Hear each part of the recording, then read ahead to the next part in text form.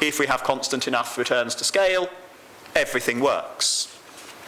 But the reason I was faffing around a few minutes ago was I decided I didn't quite have time to show that there are many sources of flexibility, particularly from things like storage. National Grid has to spend a lot of money on different services. And that then means that we may be paying for one thing, the value of energy, but perhaps the interconnector could also give us some reserve, and at the moment we don't have a mechanism to pay anyone for it. The social value goes up. We ought to have more interconnector capacity, but the commercial value hasn't changed. We wouldn't have enough. That may be the situation we have at the moment with the economics of flexibility. We don't pay for every single service that we might have, and therefore there is more work needed, and I hope some of you will do that work and report on it at the next IAEE conference. Thank you. We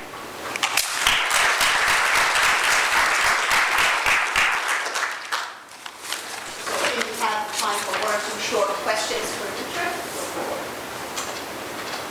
Are there any urgent questions? Looks like everything was sensationally clear, so. Oh, yes. Hello. Hi, Reinhard. My name is Reinhard Haas. Yeah. I'm from Austria. I just wanted to ask you one question, Richard, regarding the value of storage depending on the interconnectors or depending on the transmission line. Yeah. Because it was obvious if you have flexibility, the value of storage goes down, but in your graph before, you showed that the value of storage goes up if the transmission capacity goes up. Why? Yeah. Okay, that comes out, the modelling that Golbon tends to use is a model of the European system, and you can tell the model how much interconnection are you going to build. It will then add peaking plants all over Europe where it thinks they're needed, given the variability of renewable generation, and it won't try to optimize the choice of of other types of plant to build, because doing a optimizing model that says on one side of the Rhine you need to build nuclear reactors as a matter of national pride, and on the other side of the Rhine you need to shut them down as a matter of decarbonisation policy, doesn't quite work. And so the model would add peakers. If you start adding more transmission capacity, that will often give you the option to bring in more renewables from overseas and therefore reduce the amount of generation that you have in your own country.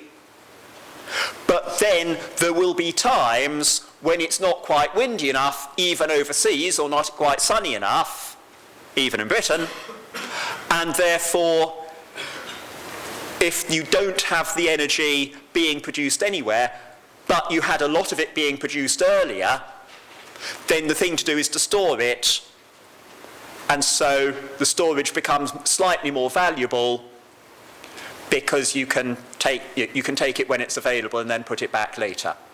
I think that would be the intuition. Thanks. Thanks for the question. Great. Thank you very much. So let's move on to our final speaker in the session, Professor Paul Simshauser from Griffith University. Thanks. Good morning, everybody. I'm going to walk through about 17 slides on merchant renewables. It's a trend that's just started to emerge in our country, and this is very much a applied piece of work, literally looking through the eyes of investors in plant, and really largely running through a process of forecasting and producing bankable financial results that investors can use. Just a very quick overview of the Aussie market. So the market itself, 1998, covers the eastern seaboard, West Australia too far away. peak maximum demand is about 35,000 megawatts in the system. When you sum the regions up, the non-coincident max demand is about 39,000. A couple of hundred terawatt hours. It's a gross pool energy only market design, zonal prices.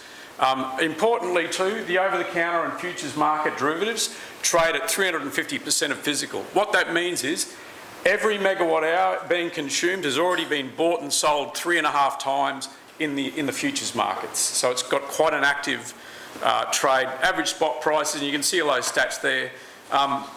Sort of interesting thing, I guess, are these numbers down the bottom, in particular the South Australian region, now up to 51% variable renewables. So there's no hydro in that, it's all intermittent wind and solar. The thing about our market, it's an energy-only market design. Always in academic literature, a big query over, can you actually maintain resource adequacy in energy-only markets? And can you do it when you're trying to decarbonise? It's sort of, the thinking is it gets even harder. The theory has long proven you can get a tractable equilibrium, and of course in practice a lot of the assumptions break down, or there's an awful lot of implicit assumptions and a lot of explicit ones which are very hard to replicate. And above all, one of the most critical ones, I guess, I describe it as the harsh realities of corporate finance. We sort of never really think much about that in our power system equilibrium models. But let me assure you that if you had a bad quarter in the marketplace, banks don't reschedule your loans. They call them in. So you're likely to find yourself in lock-up or in distress. And just to give you an idea of what that looks like, in the United States, back in the 90s, 230,000 megawatts of kit was developed and project financed. By 2005, 110,000 megawatts had gone insolvent, bankruptcy, or taken out by utilities to avoid insolvency. And the central concept, of course, is missing money. I'm sure you all know the paradigm. Basically, prices set too low too often if you don't have these side payments to capacity. So that's the sort of the countervailing view. The practical evidence in our market is, look, provided you've got a reasonable nexus between your reliability criteria and your value of lost load or market price cap, transient episodes of missing money might occur, but they'll get navigated. And how they'll get navigated quite often is by altering business boundaries. And you see that happening, or have seen it happen in UK, New Zealand, Australian market, Singapore. And what I mean by altering business boundaries, vertical integration between the two merchant segments, retail and generation. And you can actually smooth and soften those enormous cycles that you see in energy-only markets. So just to give you an idea of what that looks like, this is a historical set of numbers for a couple of phantom businesses. A pure play electricity generator, a 500 megawatt peaking gas turbine, and a 1800 megawatt peak electricity retailer with a load factor of probably around sort of the 40 or 50, maybe 60% mark. This is just funds from operation over interest. Now, if you're Standard & Poor's trying to analyse what these businesses look like, are they investment grade credit, they need to be sort of at least scoring in this zone here. So here's our generator, again using live data out of Queensland, made an enormous amount of money during a drought period. You had this huge oversupply in response, and of course it's, on a good day, it's junk bond. There's absolutely no way this business would ever bother to go out and get a credit rating. Here's our retailer, sort of unsurprisingly suffered the ills of sort of such sudden and sharp movements in prices, but did particularly well out here. Bolt these two businesses together, that's the result.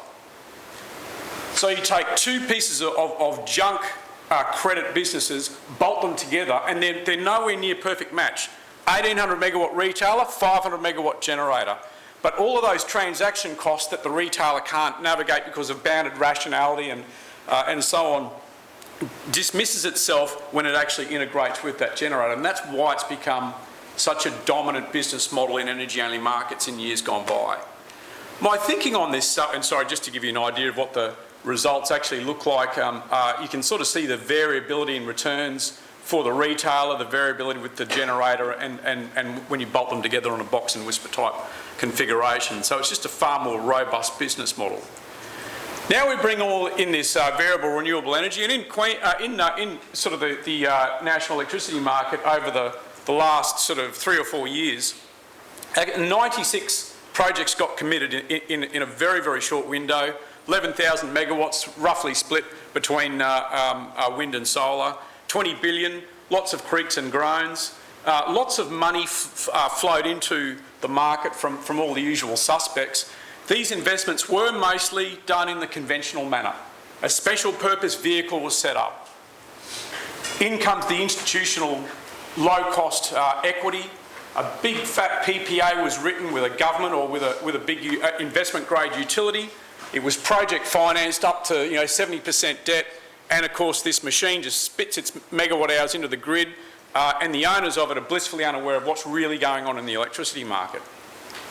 But in this sort of boom of activity between 16 and 19 on the east coast of Australia, a surprising number of projects couldn't get a PPA, but they committed anyway as merchant generators. There was quite high electricity prices at the time, and our renewable certificate market was going through its own little cyclical boom for historic policy discontinuity reasons. And so when the dust finally settled after this great boom of activity in renewable investment, there was actually 2,400 megawatts of purely merchant renewables. In addition to that, there was another 650 megawatts of merchant capacity where you can imagine a 150 megawatt PPA was let, and the investors decided to build 200 megawatts. So they had 150 with a long-term 10 or 15-year contract, and another 50 megawatts completely exposed to spot market dynamics. And then our market's been building renewables for a long time. 10, 12, maybe 15-year PPAs with a norm.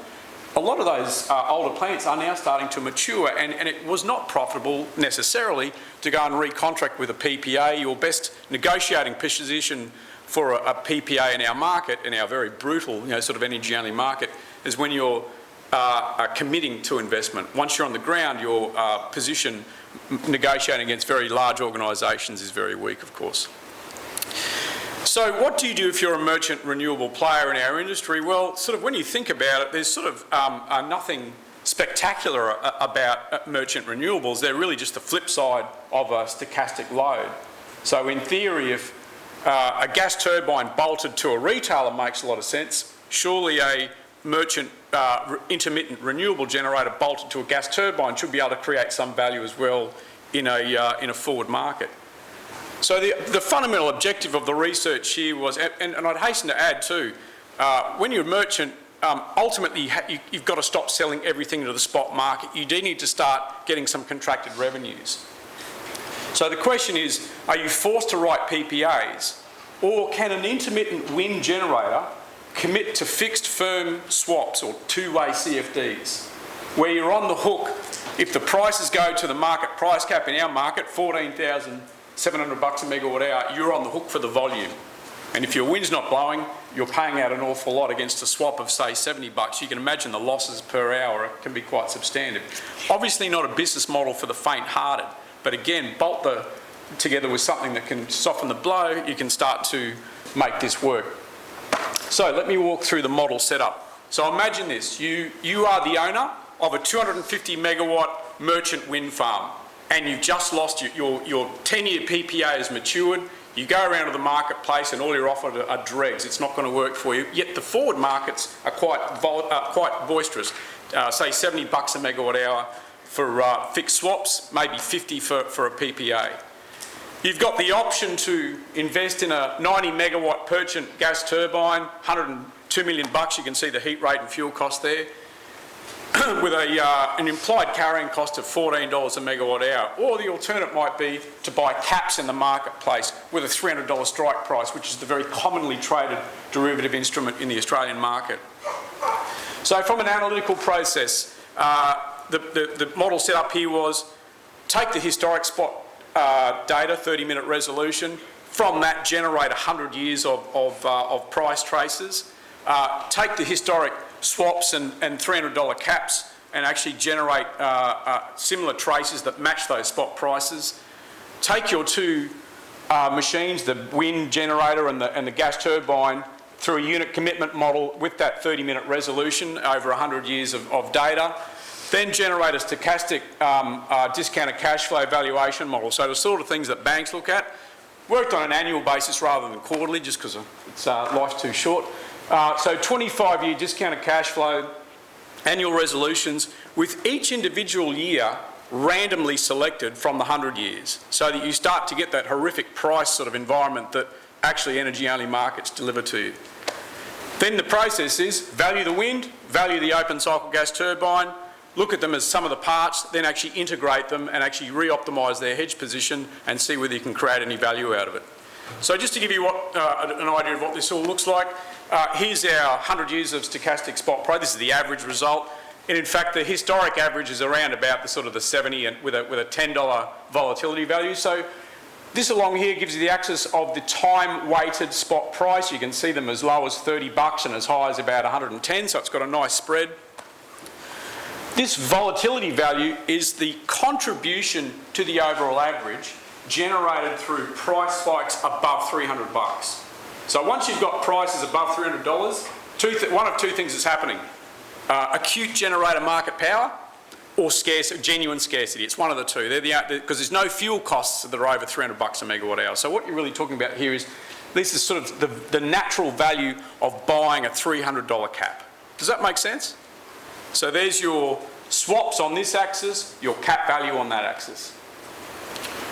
So then if you think about the historic cap prices, this is the price traces here, sort of 6,000 individuals, close to 7,000 individual trades. You can see historically they've averaged around about $13 a megawatt hour. Remember, the entry cost for a gas turbine was 14, so there is missing money in this market. And here's the model cap results out of this. So you can sort of see it's a pretty good proxy for the last 10 years of history. And so when you run through 500 simulations, you're sort of not unlike Golbon's scenarios earlier with hydro inflows. Here's cap prices, and that's 10 of them. And of course, with this stochastic model, you're actually generating 500 simulated traces and then running your valuations through those various scenarios. And here is sort of our what you would call a gas turbine break-even price. If you can get caps at that number, your shareholders are happy but not ecstatic. When the prices are below, your shareholders are angry. When the prices are above, they're cheering, if that makes sense. And here's the swap, so similar process, and the history's been sort of 69, actually a little bit below the historic average spot price, oddly enough. So over time, swaps have traded at a bit of a discount to the actual historic spot prices, largely, I hasten to add, because I think the market was so shocked at how high prices went towards the latter half of that price series. But the average ends up being about 73. So, first question. Merchant wind can obviously fully participate in a spot market. Too easy, just bid it in every sort of 5-minute interval and you get the spot price. Can a 250 megawatt wind farm fully participate in the market for forward derivatives on a fixed price, firm volume basis, given that you've got intermittent generation and a market price that can go to vol? And is it prudent? And the answer is yes and yes. It is actually prudent. So merchant wind, its annual dispatch weighted price, there's a whole bunch of, that's what it looks like for the 100 scenarios. Notice that in no year does the wind farm ever actually have output weighted price the same as the time weighted price. Life's just not that lucky for wind farms.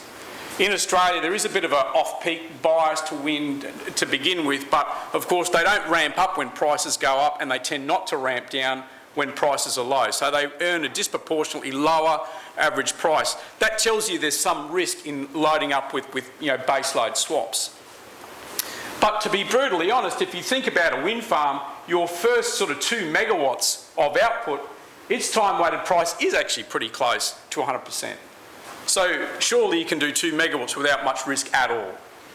It's only when you start getting out to further out that you're starting to really open yourself up to exposure.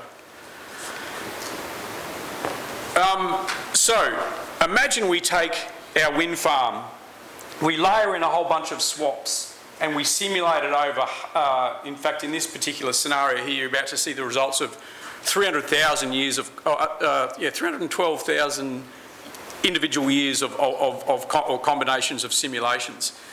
So on this axis here, we have the expected annual cash flows. On this axis here, you've got the hedge levels, so swaps. Does this 250 megawatt wind farm do no hedges or all the way up here to those higher levels? So the POE 50 cash flows over that, when you take the median result across all those scenarios, provided your swaps are written at fair value, on average you're going to expect to earn about $33 million per year over the life of the business. And if you're layering in swaps, you will greatly reduce the variability in those returns. But it's more important to look at what's your downside scenario. So if you start thinking about POE 95 scenario, so you're sort of a bad 1 in 20 year, what does your world look like? Well, if you've got no hedges at all and you encounter a really low spot market price, it's $12 million. You layer in a bunch of hedges, your sweet spot when you're trying to minimise the gap between those two scenarios, which is what a bank looks at when you're trying to work out how much debt to put in a business, it's actually 75 megawatts. Should you be surprised by 75 megawatts as being the optimal? No. It's a 250 megawatt wind farm, 31% capacity factor. 250 by 0.31 is about 75, 78 or something like that. So for a wind farm, the ideal optimal across the year is to hedge up to average output, and you start to reduce the variability of your cash flows. And if you're a bank staring at how to project finance one of these babies, that's what you're going to be interested in. What does that world look like? And there's a big difference in how much debt you can put into a business when you're at $21 million a year as a downside scenario versus 12. And think about it as a sort of like a modified Sharpe ratio. Trying to minimise the gap between those two is basically the prize. All right, so quickly run through the valuations. When we value our wind farm, excluding green certificates or carbon values, comes out at about $319 million.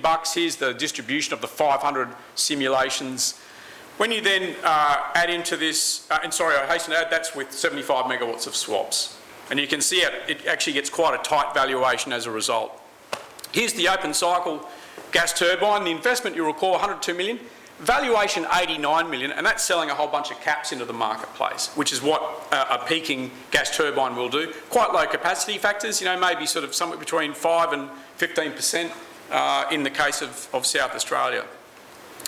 When you actually bolt the two, when you just do a simple sum of the parts, 88 plus 319 gives you 407.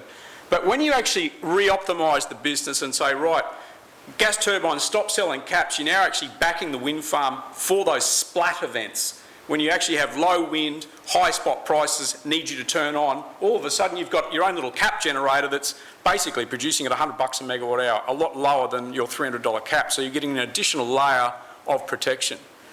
And when you actually look at the valuation simulations, the sum of the parts is actually simple sum of the parts 407, optimised 432, the delta is about 24 million. You have this missing money between the open cycle gas turbine and its investment cost, so which would tell you don't invest. But when you bolt it with a wind farm, picking up that 24 million, it says pin your ears back and go because there's value on the table there. All right, so policy implications. Following this great cyclical boom, the NEM's renewable plant stock, 15,000 megawatts at the moment and rising. Small but meaningful components, merchant. Merchant renewables is a new asset class. As far as I'm aware, I think Australia must have more merchant renewables than any other place on the planet at the moment. It's not the way these things are done. Historically, very reliant on fixed price PPAs that are run of plant. For debt, once you actually commit one of these assets, they are capital intensive. 100% equity funding doesn't work. You can, of course, easily accommodate that as a merchant plant, but ultimately to be commercial, you need to start bringing some debt in. And the way you've got to bring debt in, you've got to try and put some sort of buffer underneath, the bottom of your worst case outcomes. Now, on a standalone basis, the open cycle gas turbine was sub-economic and sort of the usual missing money scenarios. But when you combine them, there's this sort of nice result. First thing is you are confidently able to lift your hedge levels on the wind farm without the risk of sort of diabolical results. And I hasten to add, on an annual basis, all those numbers work out really well. I did have a quarter where the wind farm with 75 megawatts was manifestly bankrupt. Just had a really bad quarter. It was one of the simulations. You had to go searching for it, but it's certainly in maybe the P99 or P100 scenario. It was a disaster in that one quarter. Layer in the gas turbine, the problem is totally neutralised. So, look, on balance, merchant renewables would seem to be a helpful development. You're starting to get some investment risks allocated back to people who like taking that stuff on, i.e. shareholders and banks. And there seems to be this incentive with merchant renewables to actually go and bring some firming capacity in because it's highly profitable to do so.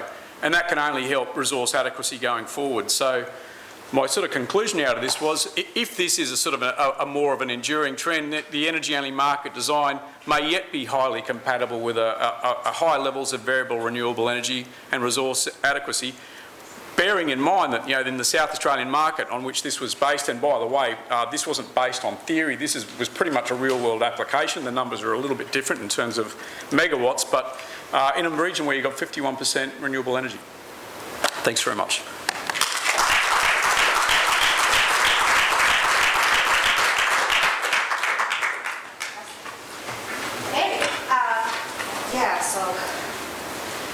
I think we have about 15 minutes for question and answer.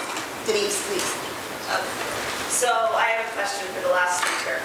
So there's been research that shows that if you back renewable energy sometimes with this variable generation, the emissions actually increase because you're ramping up this sort of variable generation.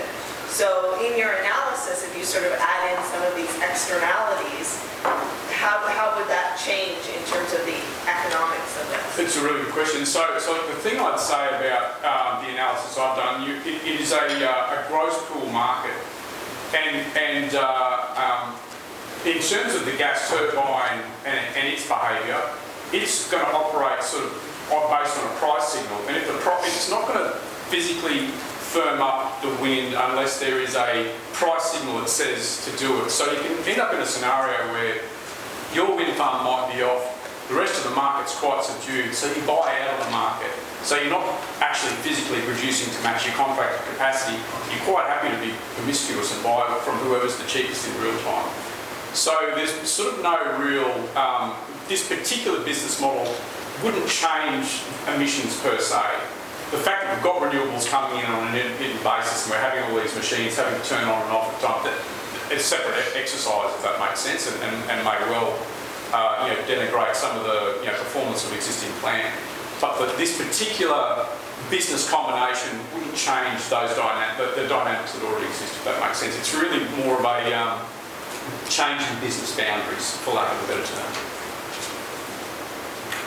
Yeah, all the careful studies that have been done on how emissions change with renewables, ramping effects and things like that, slightly reduce the benefits compared to if everything was steady state. But it's a slight reduction in benefits. It's not making emissions go up. There are people who will try to say that, but they're normally allied to various fairly dodgy interest groups. Steve. Quick, Steve Levy from the University of Auckland. A question for Paul. In South Australia, that coupled the wind farm with battery, right? When you look at numbers for that? Yeah, so the short answer is yes. In fact, so my day job is at Infigen Energy, which is basically Australia's Australia's first merchant renewable generator. So we've got about 600 or 700 megawatts of wind in probably close to 800 between South Australia, Victoria and New South Wales. And we've sort of, I guess, pioneered this business model, altering the boundaries in our country, at least anyway. Our machines are merchant because they've been around for so long. The PPAs have matured, and so we weren't clever. We were forced to do this, really. I'd love to say we were clever, but we weren't. This was sort of like invention and necessity, the lingo. So in South Australia, we've actually got a 25 megawatt, 52 megawatt hour battery, and it is also a Tesla, and it's fantastic. It's really good, but it's also only got 2 hours of storage. So the way we think of our Tesla batteries, it's like our Sprinter, and our gas turbine is our marathon runner, and you need both in our market. You sort of need different, and they serve different purposes, and they're a beautiful combination. So, when you move to a market where you've got 5-minute settlement, if prices explode, our gas turbines can go from coal iron to full load in 5 minutes, but they do miss that first 5-minute interval. battery is just instantaneous. It's got a 100 millisecond response time. In fact, we need to dumb it down so we don't blow the system up. So we're sort of a bit slower than that in the market itself. But it covers that first phase of price spikes. We can and do see days where elevated prices persist for 10, 12 hours. Not at sort of the market goes into administrative pricing if it's at vol for about 7.5 hours. But you can have days where it's at the $1,000 mark for a very, very long time. And as someone who's got a whole bunch of forward commitments, mark my words, if the price is $1,000 for a long time, there's very low wind. And our forward commitments, it'll be like the death of 1,000 cuts. So you do need something that you can turn on and run. And the battery, 2 hours of storage, brilliant, but once you've got past 2 hours, you're gone. You need something that can do the marathon for you, and that's where the gas turbines come in. I used to say too, the interesting thing about the battery, it makes a lot more money out of frequency control ancillary services, is in our frequency regulation, our 6-second, 60-second and 5-minute contingency markets than it makes out of the energy market. And that would be the ratio of, our expectation when we made the investment commitment, that sort of white knuckle moment where we all sort of felt a little bit sick and signed the checks. We were expecting 40% energy arbitrage, 60% frequency control. At the moment, I would say we're running more like 20% arbitrage and 80% frequency control. We found it very, very, it's lightning quick and it does that stuff beautifully. Chris. Quick question relating what you have just presented to what Richard said. Is there a slight bias in your historical analysis? Because back in 2010, there was not as much variable renewable generation down in South Australia as suspected.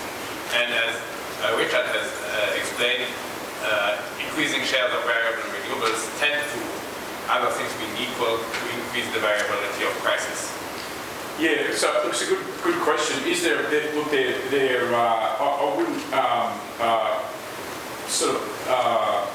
suggest that my 100 years of stochastic data is sort of going to be a sort of an evergreen result over the decades ahead. But the numbers have got a lot more weighting in terms of recent data where there was a lot of wind. So it's about as good as I could concoct and manufacture without sort of going to. It was a sweet spot to go and model in. The thing about it, I'd hasten to add though, is that this particular wind farm, set that I used has quite a low dispatch rated price to begin with, and there are other wind farms that are quite good. So just for example, I've got a wind farm in our portfolio in New South Wales with sort of unbelievably dispatch rated price, pretty much somewhere between 0.99 and 1.01 of the time-weighted spot price every year. It's extraordinary. It just seems to be in a spot where, when the hot winds burning Sydney up and the prices rise, it's going gangbusters. When there are those freezing cold winds going through, it seems to be running as well. So it's got this beautiful connection to spot prices at the moment, but I suspect it is going to become more like that horrible wind farm you saw up there. So to the extent that there's any bias, you do need to think, this is not you need to analyse each individual wind farm rather than take this as a generic. If you tried to take that gas turbine with our New South Wales wind farm, there's no portfolio benefit at all. There's nothing to be gained, and so you'd suffer the missing money with the gas turbine plant. Or you need to buy a gas turbine plant cheaply, which is what we do. I think the point, in fact, is related to what Leon calls the market value. Exactly, yes, very much so. I suppose New South Wales, I'm not fully familiar with Australia, but you have not much wind turbines installed in New South Wales. Correct, absolutely. So you really, whereas in South Australia, of course, it's very high levels. But yeah, you're right, it's the Leon Hurd stuff that's sort of, in fact, if you go to the back, it'll be sort of a string of his references. It's sort of a lot of this work's been guided by that early work that he did in Germany. And given where I am, before Leon got it, without for one moment wanting to denigrate Leon's excellent empirical work, an Australian, Paul Toomey, with German Carsten Neuhoff, I think they're the first people that I can remember seeing that argument of.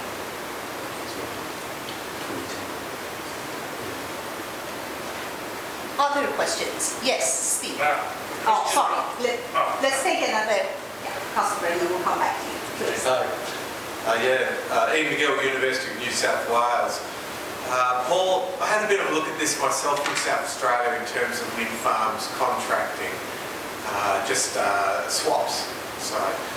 And came up with a similar thing around that capacity factor, probably being about the right volume, as you say, it sort of falls out of it.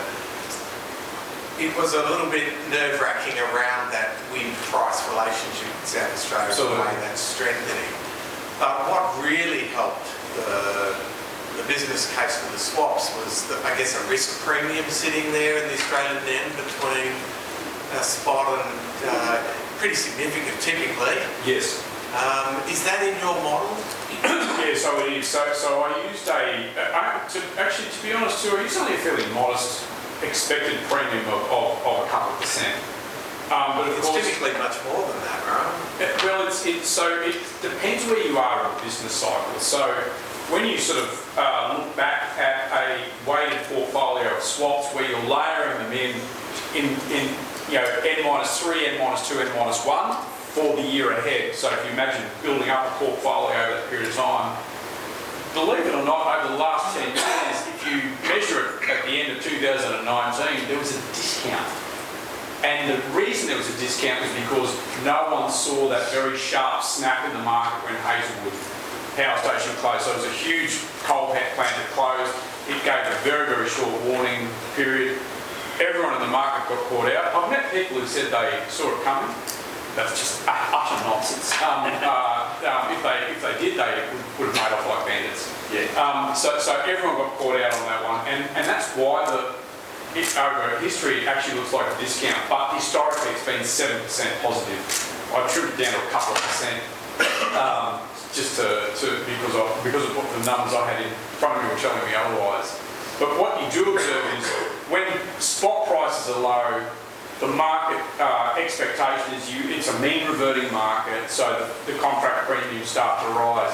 Similarly at the moment, because prices have been way above our historic means and where we believe sort of gravity is, the forward curve has been pointing sort of constantly downwards, and of course it's been stubborn, spot prices have remained stubbornly high, so the forward curve keeps shifting this way. Anyone who's been selling into that is now actually underwater, so it really does depend on where you are in the cycle as to what that expected premium looks like, and then of course what the realised premium will be quite different again.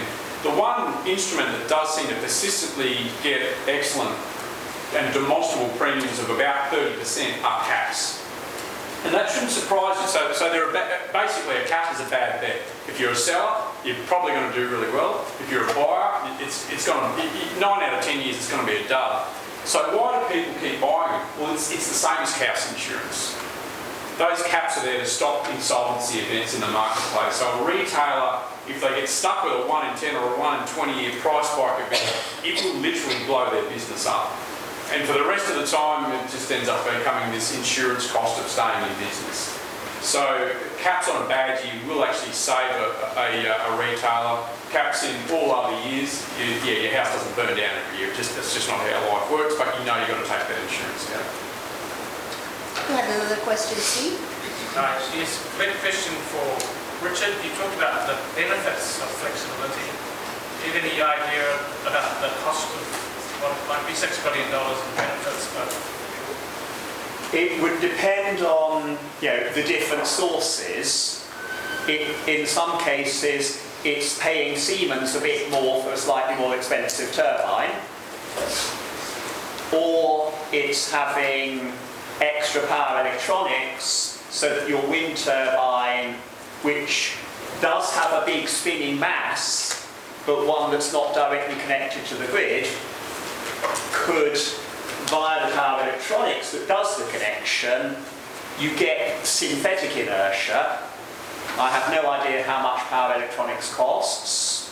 Golbon is fond of telling the response he gets from companies like Siemens, you want us to build a more expensive turbine so that it can be told to generate less. Batteries, the cost is obviously coming down. More responsive fixtures and things like that. Hard to know what the cost of some of the things you don't see. Psychological cost of having to turn off the Aussie rules 5 minutes before the end of the final. No idea. Down here, I suppose, the rugby. Sorry, use the same now. Any other questions from the floor? No? Then in that case, I think you had some. Well, so I just had a thought for Paul, and this may really get into market microstructure. One issue that British Wind used to have, may still have, was you had to commit in advance how much of your wind you were going to sell, and if the forecast was wrong, then you'd have a fairly penal price for the excess you sold or buying back the bit you didn't have. Is something like that a feature of the Australian national electricity market? And if it is, did you have a chance to bung it in? So that's a really good question. So in our market design, it is we don't have day-ahead markets. There's no day-ahead commitment. There is a 40-hour pre-dispatch schedule, so you can see in full colour where everyone thinks the market's going, but it is a self-commitment market. And price formation is real-time 5-minute resolution. So there's no sort of any electricity spot market penalty for being over or under forecast per se. Notwithstanding you're on the hook for your hedge contracts if you find yourself. So you've got that sort of penalty to think about, and that's a self-imposed one, of course. But the other thing is in our market, frequency control ancillary services are allocated out on a cause-a-pays basis. So to the extent that your wind farm forecast is inaccurate, you can expect to get quite a nasty surprise each year for your frequency control cost. Just to give you an idea of what that looks like, so dial the clock back when there was a fairly subdued market environment. Most of the machines were, spinning synchronous turbines. Frequency control, I don't think it was like a yawn. It would be a sort of virtually a free market. Our business turns over about $230 million a year. Our frequency control costs were a couple of $100,000 a year. Dial the clock forward now to where we are having difficulties with system frequency. Our frequency control costs imposed on our wind farms is $7 million a year. So it's now become a nasty sort of cost to us, and actually getting better forecasting is quite a prize for us if we can get a better sort of set of bids matching our output. There's a $7 million a year prize we are chasing after right now. In fact, if I remember correctly, Ian, I think sort of some of your gangsters in your university are helping my operations team to do that. So but it's so there is a penalty associated with it as well. So you've really got two risks of being out of position. One is your forward contract position. Underperforming means you're buying out of the market, and you've got frequency control cost. Yes. So, Ken Baldwin from Energy Changes Sudan here. So, just following up with that, Paul. So, Audrey Siegelman shows, she's the CEO of Australian Energy Market Operator, shows these graphs of how the frequency control band has slipped over time, being fairly narrow to broadening out like this. Yes. But there are technological fixes that can help address this in many instances. So is the value in making sure that these technological fixes are distributed throughout the market rather than by undergoing these sort of penalties that you're talking about? Absolutely. I mean, the idea of trying to get each individual player to be that precise is obviously going to come at a cost.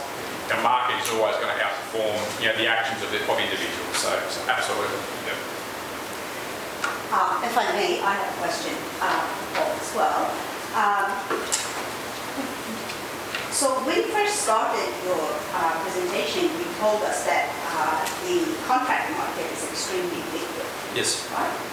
Now, if you do introduce these forms of vertical integration, what would the potential effects of that on the contracts market would be? And are there any negative impacts to that? Really good question. So when I did quite a lot of work on this, in fact, if you have a look at that little vertical slide right down the bottom there is a little source. And in that particular paper that was published in 2015 on the impacts of vertical integration in the markets, had a really good look at using the econometrics too. I love that phrase. Just looking at liquidity over time, and interestingly enough, as the market integrated more, liquidity rose. Now, sort of almost beyond belief in a way, but that was what happened. And the thing about vertical in our marketplace is the organisations have very different strategies to vertical integration. So, we've got 3 big utilities, and then a whole bunch of, sort of second tier and third tier. So, if you look at sort of, the AGL and Origin Energies, which really pioneered, there was like a war of attrition in our market, and they were the 2 winners. They were the ones that consolidated the quickest and integrated the fastest. Origin Energy had a strategy of managing the peak. So they had zero interest in getting anything that was really producing energy. They just wanted to be able to deal with the bounded rationality of their peak load and the uncertainty of that. So they really bought lightweight gas turbine plants, and they had a lot of gas, so it made a lot of sense. So they were integrating their fuel business, they were integrating their retail business with this generation blob in the middle, and they've been spectacularly successful over time. AGL had an integration strategy where they did want the lightweight stuff, but they also didn't mind getting a bit of the heavy lifting stuff, so they went to the bottom of the cost curve and sort of hoovered up a bunch of baseload generators. For them, that's been spectacularly successful, and their shareholders, both the stock price of those businesses skyrocketed as a result. But they were never perfectly matched. AGL ended up long. They bought more base generation than they ever had base loads in their business, so they're constantly out there selling in the marketplace. And of course, Origin Energy had no base capacity and are one of the biggest trading houses in the country. So liquidity actually, oddly enough, prospered even though they integrated. Would there be more trade if they weren't integrated? You'd have to believe so. But it hasn't been damaging to the market. If you've got a highly integrated market and it's still spinning over at 350% of physical, it's a healthy market. It's a really healthy marketplace. The one thing I have observed though is in the South Australian market, government initiated CFDs and PPAs were more damaging to liquidity because they were long-term agreements and the deals are done. Now, in the South Australian market, liquidity started